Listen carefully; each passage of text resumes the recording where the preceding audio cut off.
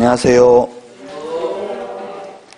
450페이지 주택임대차보호법 할 차례죠? 맞습니까? 네, 주택임대차보호법이 민법에도 반드시 한 문제 출제되고 우리 중개 실무에도 반드시 출제됩니다. 또 현업에 나가면 이 주택임대차보호법이 주택임대차가 가장 많죠, 실제 실무에서. 그래서 꼭 알아야 될 내용들입니다. 450페이지에 보면은 적용 범위가 나와 있습니다. 적용 범위가 있는데 적용되는 것 동그라미 왼쪽 박스에 보면 1번 주거용 건물의 전부 또는 일부 임대차에 대해서 적용된다. 그 다음에 등기하지 않는 전세계약 채권적 전세에 대해서도 적용되고 외국인에 대해서도 적용되고요. 동그라미 4번 무허가 미등기 건물도 적용이 됩니다. 그 다음에 동그라미 5번 법인은 원칙적으로 적용이 안 되는데 예외적으로 법인 중에서 LH, 한국토지주택공사, 지방공사, 중소기업 이런 경우는 적용이 됩니다. 그러면 대기업은 적용되지 않는다는 이야기죠. 자, 적용이 안 되는 걸 보면 비주거용 건물의 일부를 주거 목적으로 사용하는 경우, 다방에 방이 2개 딸려 있는 다방에 딸린 방이 2개 있어도 이런 경우는 다방이라는 말 나오면 주된 용도가 다방이기 때문에 주택임대차보호법을 적용하지 않습니다. 그 다음에 2번 일시 사용 임대차인 것이 명백한 때에도 적용되지 않는다. 이 일시사용 임대차가 명백한 경우 적용되지 않는다. 이게 8년 연속 출제되었습니다. 그래서 만약에 모텔에 3개월 장기 투숙을 하더라도 이런 경우는 주택임대차보호법 적용되지 않는다. 일시사용을 위한 임대차이기 때문에. 그 다음에 동그라미 3번은 기존 채권 회수 방법으로 소액보증금 임대차 계약을 체결한 경우에는 적용되지 않는다.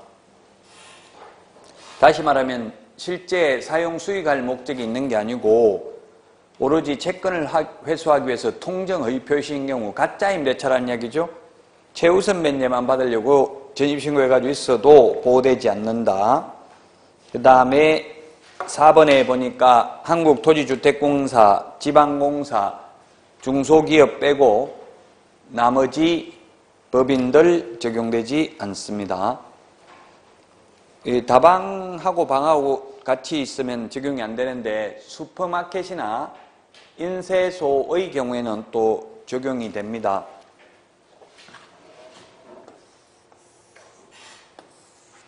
판례가 다방 판례가 있고요. 다방 용도가 한 70% 정도 되고 방이 2개 딸린 주택이 있다 하더라도 이거는 주된 용도가 다방이기 때문에 주택임대차보호법 적용되지 않는다.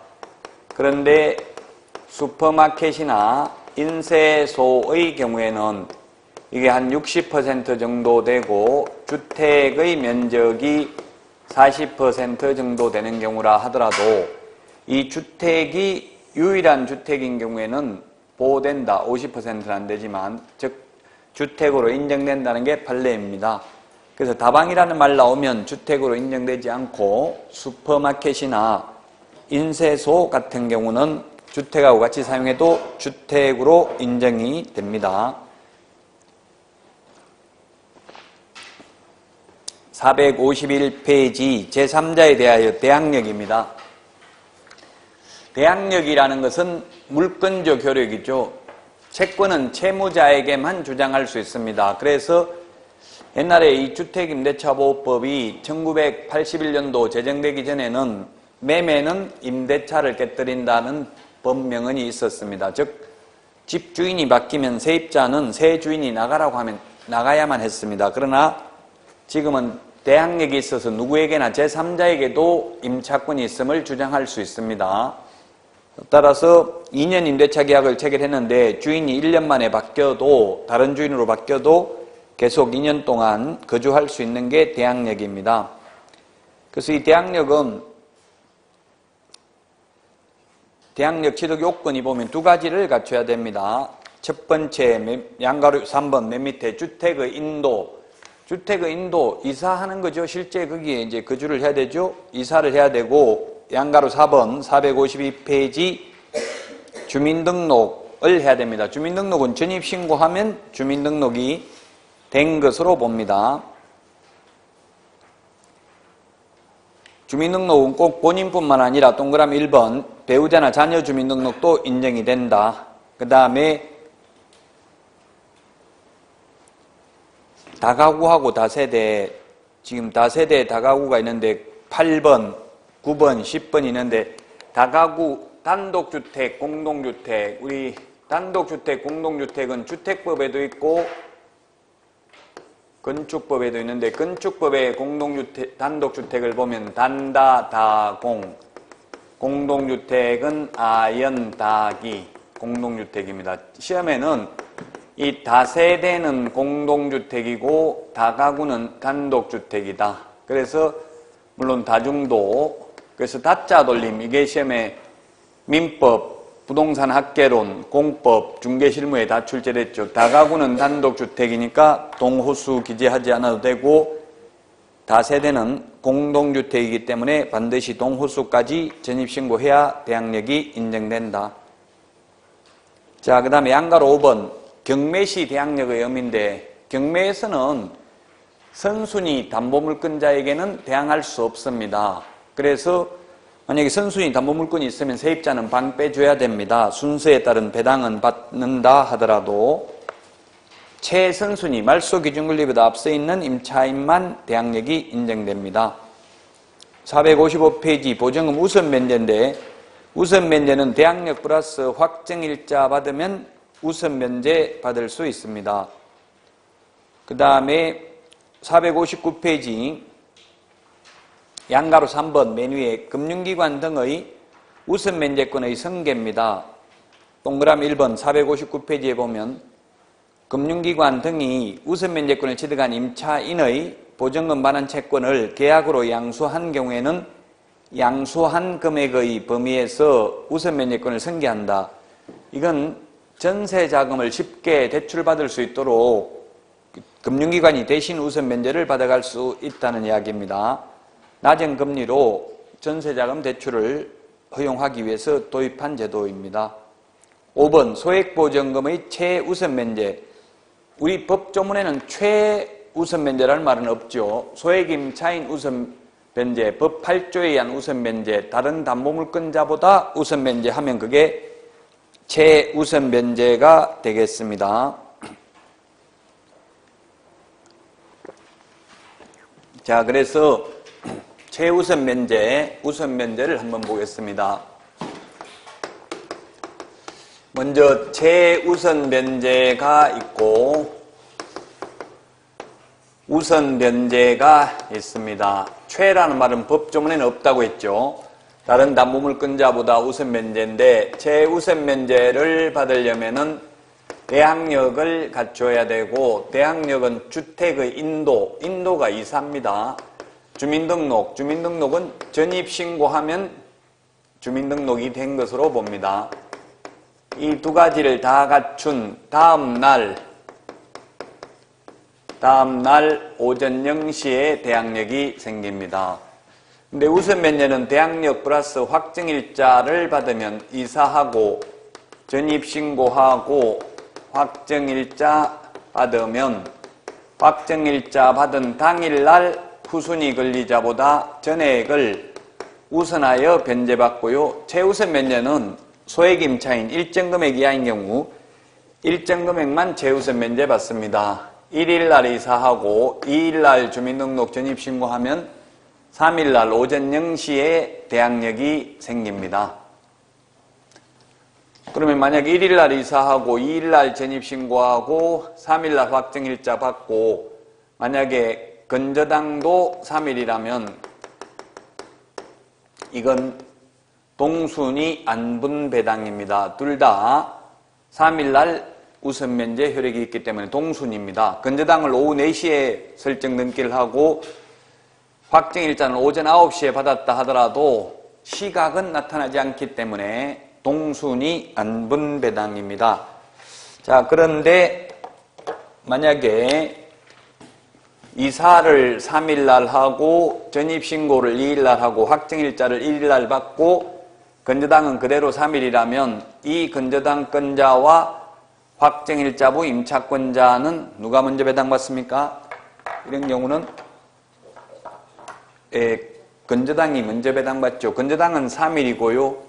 확정일자는 1일날 받았다 하더라도 이사를 3일날 했다고 했어요. 그러면 대항력이 이 두 가지를 다 갖춘 다음 날 오전 0시에 대항력이 생기기 때문에 대항력이 생긴 상태에서 확정일자 받아야 확정일자 당일입니다. 그래서 이건 4일날 오전 0시에 우선 면제 효력이 생깁니다. 확정일자는 1일날 받아도 만약 건저당이 4일이라면 같은 4일이지만 건저당은 4일날 오전 9시는 넘어야 되고 임차권은 4일 오전 0시이기 때문에 임차권이 먼저 배당받겠죠. 만약 건저당이 4일이라면.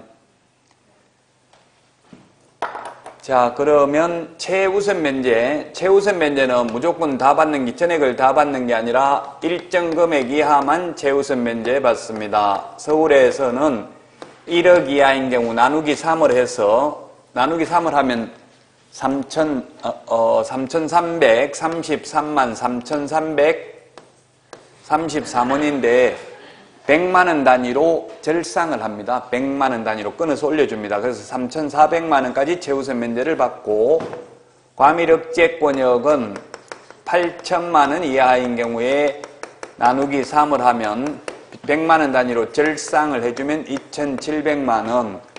그 다음에 광역시의 경우에는 6천만원 나누기 3을 하면 2천만원까지 최우선 면제 받습니다.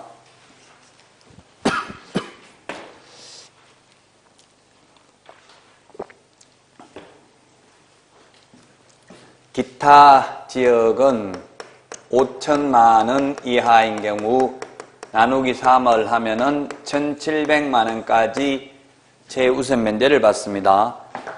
광역시가 아닌데 광역시에 준하는 보호를 받는 게 세종시, 그 다음에 경기도, 광주시, 그 다음에 용인시, 김포, 안산.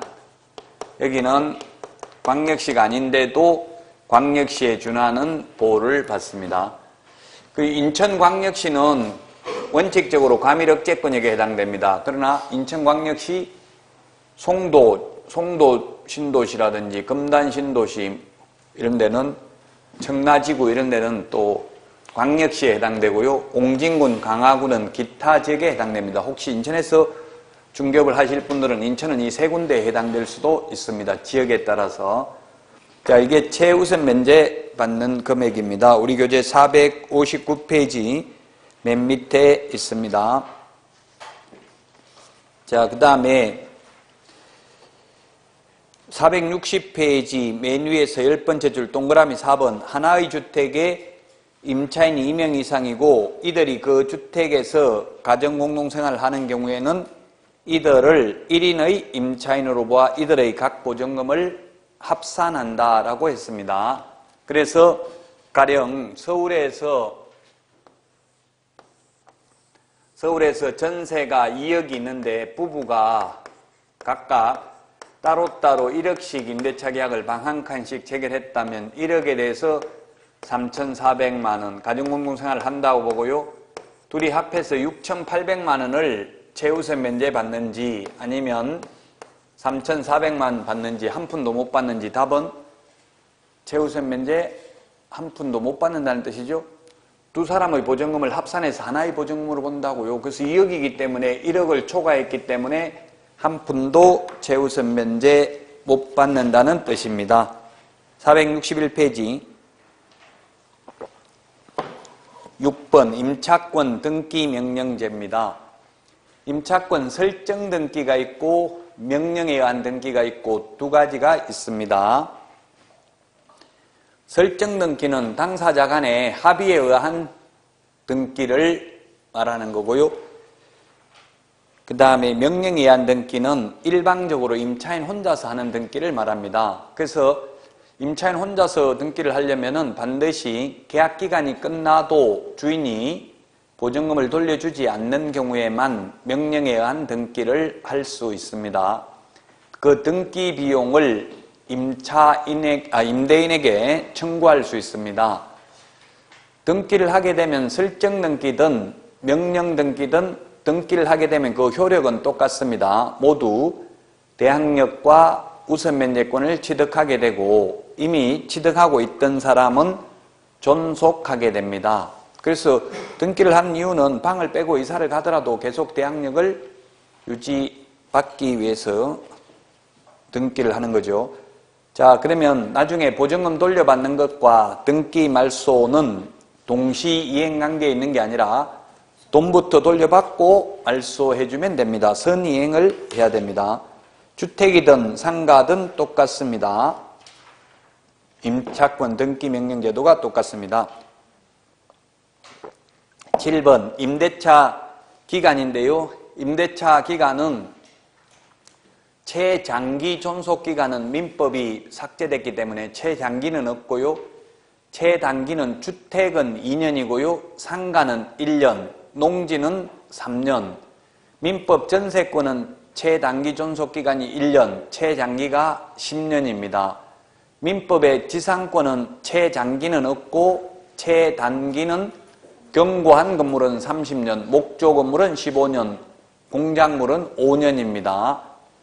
이 최단기 존속기간 2년은 편면적 강행 규정입니다. 따라서 임차인이 원해서 1년 계약 체결했다면 임차인은 1년의 유효함을 주장할 수 있습니다. 임대인은 주장할 수 없습니다. 그 다음에 463 묵시적 갱신, 법정 갱신입니다. 주택의 경우에는 묵시적 갱신, 법정 갱신이 임대인의 경우 임대차 기간 만료 전 6월에서 1월 사이에 갱신거절 통지를 안 하면 묵시적 갱신이 되고요. 임차인의 경우에는 임대차 기간 만료 1개월 전까지 갱신거절 통지 안 하면 묵시적 갱신이 됩니다. 그래서 세입자의 경우에는 아직 1년 남아 있어도 계약기간이 나간다고 한 건 효력이 있습니다. 주인은 임대차 기간 만료 전 6월에서 1월 사이에만 이야기한 게 효력이 있고 그 전에 1년 전에 나가라고 한 건 소용이 없습니다. 묵시적 갱신이 되면 법정 갱신이 되면 임대인은 또 2년 보장해 줘야 합니다. 세입자한테. 그러나 세입자 임차인은 나가고 싶으면 해지 통지하면 3개월이 지나면 효력이 발생합니다. 민법 임대차에서 묵시적 갱신되었을 때에는 임대인이 해지 통지하면 6개월이 지나면 효력이 발생하고 임차인이 해지 통지하면 1개월이 지나면 효력이 발생하죠. 민법의 묵시적 갱신, 주택임대차, 상가임대차, 전세권 이런 것들을 비교해서 정리를 해야 되겠죠. 그래서 3개월 지나면 효력이 발생하니까 보통 현업에서 임차인이 나간다고 하면 주인들이 석 달 월세를 떼고 내주는 경우가 있어요. 왜냐하면 3개월 후에 효력이 발생하기 때문에 그렇습니다. 자, 그 다음에 9번 차임 등의 정감 청구권입니다. 차임 등의 정감 청구권. 그 다음에 4번에 그 다음 페이지 보면 양가로 4번 월차임 전환율이 있습니다. 월차임 전환율. 이 차임 등의 정감 청구권과 월차임 전환율 두 개 합해서 시험에 반드시 한 문제는 민법이든 우리 중개실무든 나온다고 봐야 되겠죠. 자, 첫 번째 차임 등 정감 청구권입니다. 정감 청구권이 있고 그 다음에 두 번째 월차임 전환율. 월차임 전환율이 있는데 차임 등의 정감 청구권은 주택이 있고 상가가 있습니다. 주택의 경우에는 1할이라고 되어 있습니다. 1할, 법조문에는 1할인데 1할이면 10%죠. 1할 또는 기준금리 더하기 3.5% 중에서 낮은 금액을 초과할 수 없습니다. 상가는 1할 2푼이면 12%입니다. 연 12% 또는 기준금리 곱하기 4.5배 중에서 낮은 금액을 초과할 수 없고요. 월차임 전환율은 주택의 경우에는 주택이 있고 상가가 있는데 이게 지금 잘못했네. 이게 월차임 전환율이네. 잘못 적었네. 차임 등의 정감 청구권이 아니고 이게 월차임 전환율이죠? 잘못 적어버렸네요. 월차임 전환율. 월차임 전환율이고 차임 등의 정감 청구는 차임 등의 정감 청구는 주택의 경우 20분의 1, 상가의 경우 올해 1월 26일부로 100분의 5로 바뀌었죠. 옛날에 100분의 9였는데 둘 다 퍼센트로 따지면 5% 똑같죠? 20분의 1이나 100분의 5나 약분하면 똑같잖아요. 결국 5%. 자, 그래서 정액만 상한선이 있고 감액은 상한선이 없습니다. 그래서 감액은 기출문제에 주변 경제사정의 변동으로 인해서 주변 시세가 다 내려간 경우에는 5%를 초과해서 감액 청구할 수도 있다. 오죠? 감액은 상한선이 없고 정액만 상한선이 있다고요? 그러면 2년 계약했습니다. 주택을 2년 계약을 체결해 놓고 1년밖에 안 지났는데 1년 지났는데 아직 계약기간도 안 끝났는데 만약에 1억에 계약해가지고 1년 지났다고 5% 500만 원 올려달라고 할 수 있다 없다. 주변 시세가 다 올라갔으면 할 수 있다입니다. 이 계약기간 중에 올리는 것만 이게 적용돼요. 계약기간 2년 끝나고 올리는 거는 시세만큼 올려도 돼요. 5% 초과해서 올려도 되죠. 계약기간 끝나고는. 근데 현업에 현실적으로는 이게 지금 계약기간 중에 올리는 사람이 거의 없잖아요. 정액하는 사람이. 근데 이론적으로는 이거는 계약기간 중에 하는 것만 해당돼요. 계약기간 끝나고 재계약할 때는 얼마든지 많이 올려도 된다고요. 만약에 계약기간 끝나고 재계약할 때도 5%밖에 못 올린다고 하면 주변 시세는 많이 올랐는데 어떻게 하겠어요? 주인 같으면 넌 나가라. 너 때문에 지금 많이 못 올린다. 계약갱신거절 통지하겠죠? 그래서 나가라고 하고 새로운 세입자 들어오면은 시세만큼 올릴 수 있잖아요. 그렇기 때문에 오히려 임차인이 피해봤기 때문에 계약기간 끝나고 올리는 건 이거 적용받지 않아요. 2년 지나고 다시 재계약할 때는 얼마든지 많이 올려도 상관없다. 시세만큼. 많이 올려버리면 세입자가 나가겠죠. 안 살고. 그러면 뭐 또 세입자 못 구하니까 시세만큼밖에 못 올리겠죠. 계약기간 끝나고는. 한번 올리고 나면 1년 안에는 정액할 수 없습니다. 그래서 당사자 합의에 의해서 인상을 했다면, 정액했다면 더 많이 올려도 돼요. 일방적으로 올리는 것만 9%를 초과할 수 없습니다. 상가도 마찬가지입니다. 100분의 5. 정감 청구, 이거는 당사자 합의에 의해서 정액하는 거는 더 많이 정액을 해도 상관없다. 근데 이거는 월차임 전환율은 강행규정이에요. 이거는 당사자 합의를 하더라도 더 많이 받으면 안 됩니다. 제가 어제 아침에 텔레비전 MBC인가 어디 보다 보니까 청년 전세 임대주택 텔레비전에 나오더라고요. 8,900, 서울인 것 같아요. 8,900을 LH에서 대주는 모양이더라고요. 그러니까 그 건물주들이 학교 앞에 청년 임대주택 뭐 이렇게 해가지고 LH에서 보조를 해주고 그러면 LH에다가 이게 대한 이자만 2%를 내요. 그런데 주인이 8,900은 안 된다.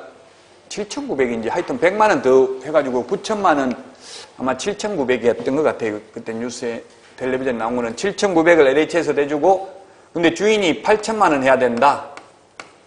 100만 원 더 달라니까 학생이 100만 원이 없잖아요. 그럼 100만 원 없으면 월세로 한 달에 5만 원 달라 이러더라고요.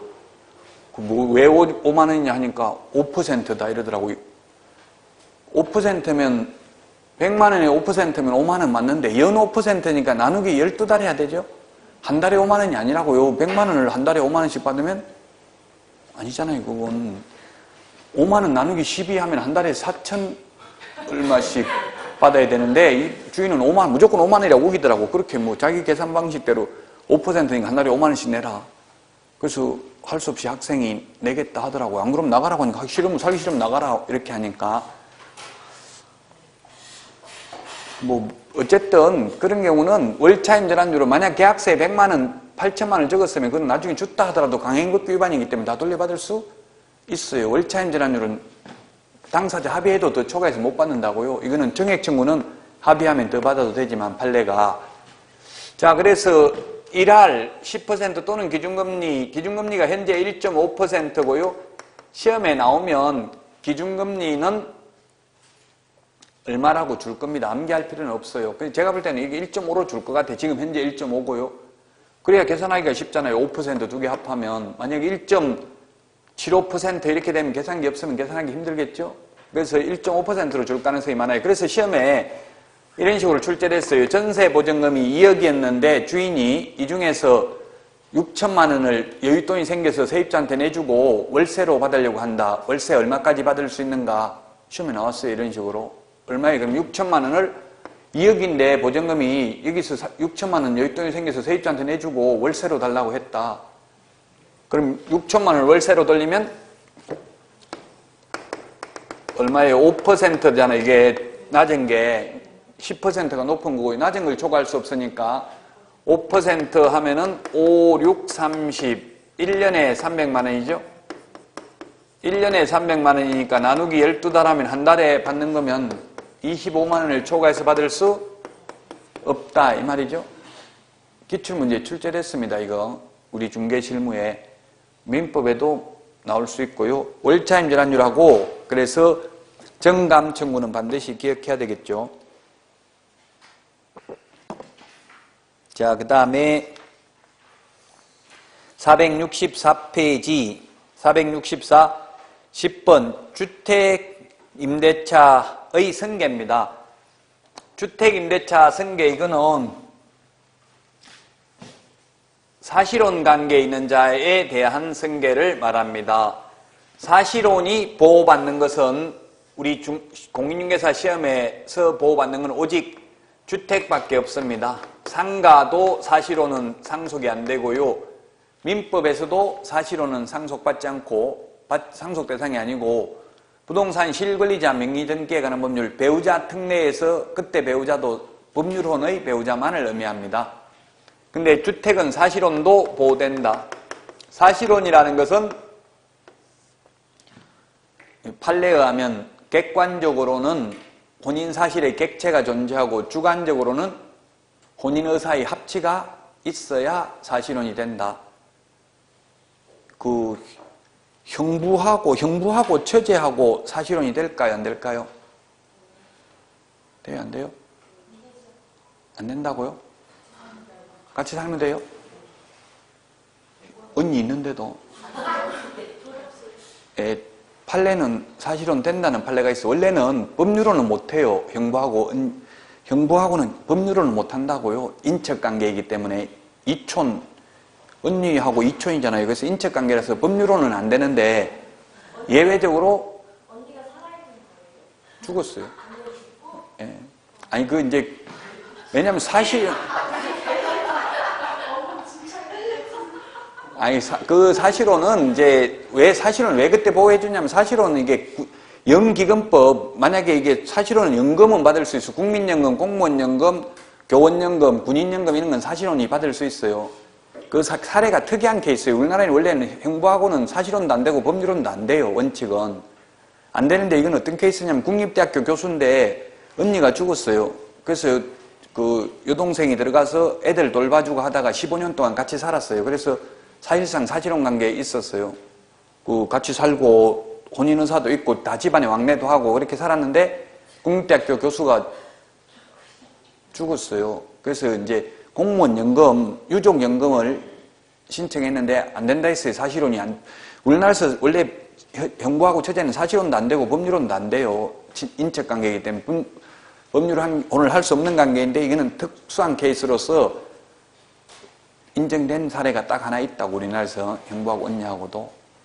그럼 지금 서미경 씨하고 롯데 신격호 회장하고는 사실혼이 아니죠. 법률혼도 아니고 불륜일 뿐이죠. 왜냐면 본처가 있기 때문에 배우자가 있기 때문에 배우자 있는 사람은 사실혼 절대 안 돼요.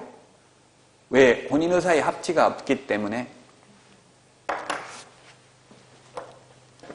자, 그래서 만약 사실혼이 된다면 그 사실혼이 보호되는 게 주택임대차보호법하고 각종 연금은 보호받을 수 있어요. 연금은 받을 수 있다고 사실혼 관계라도. 둘이만 살다가 죽으면 상속이 됩니다. 둘이만 살다가 죽으면. 그런데 문제는 2촌 이내의 상속인이 있는 경우입니다.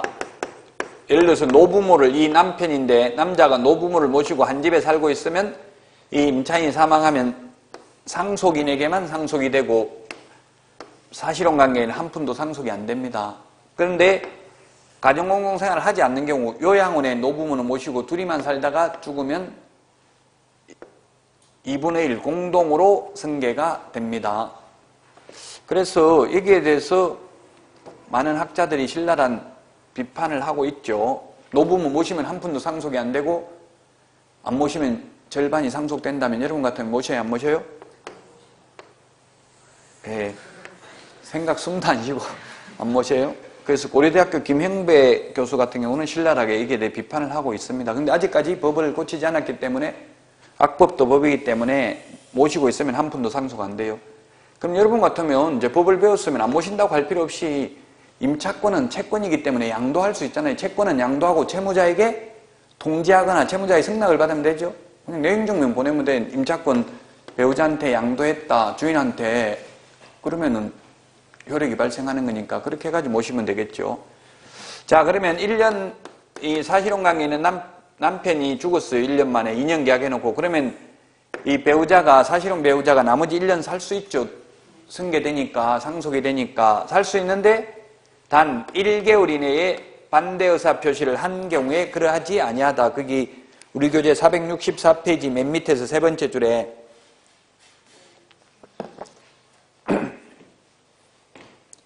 1개월이라는 말이 나옵니다.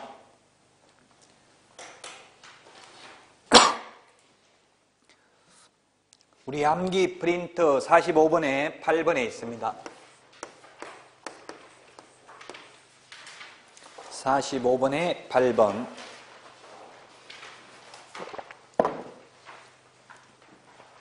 45번에 8번에 있죠? 찾았습니까? 이건 뭐냐면 남편이 죽었는데 사실혼 관계에 있는 배우자가 꿈속에 계속 남편이 나타나서 도저히 무서워서 못 살겠다, 주인한테 방 빼야 되겠다 말하면, 한 달 안에 말하면 돈 내줘야 된다는 이야기입니다. 1개월입니다. 자, 그 다음에 465페이지 경매에 의해서 임차권은 소멸합니다. 다만 대항력이 있는 임차권은 그러하지 아니합니다. 이때 대항력이 있다는 말은 최선순위 임차인이어야 합니다. 말소 기준 권리보다 앞서 있어야 됩니다. 12번 편면적 강행 규정이다. 임차인에게 불리한 약정은 효력이 없습니다. 그래서 예를 들면 1년 계약 체결해도 세입자는 1년 계약 체결해놓고 2년 산다고 할 수도 있고 1년 만에 나간다고 할 수도 있고요. 주인은 1년 계약 체결해도 1년 만에 나가라고 할 수 없다. 그러면 세입자의 입장에서 보면 짧게 계약을 하는 게 좋겠죠? 주인 입장에서 보면 어차피 2년 보장해 줄 거 2년에 하는 게 낫다고요. 2년 계약해놓고 세입자가 1년 만에 나간다고 하면 나머지 1년분 월세를 다 받을 수 있거든요. 주인 입장에서 보면.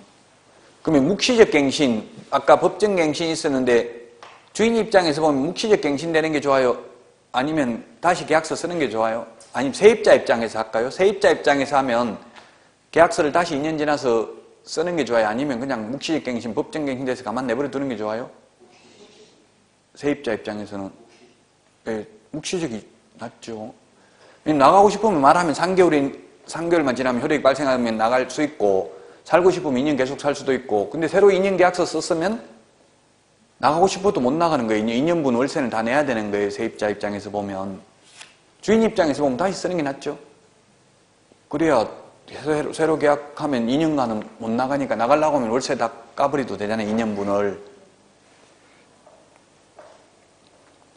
13번 주택, 임대차, 표준계약서 사용을 법무부 장관이 권장할 수 있습니다. 상가, 임대차, 표준계약서도 법무부 장관이 권장할 수 있습니다.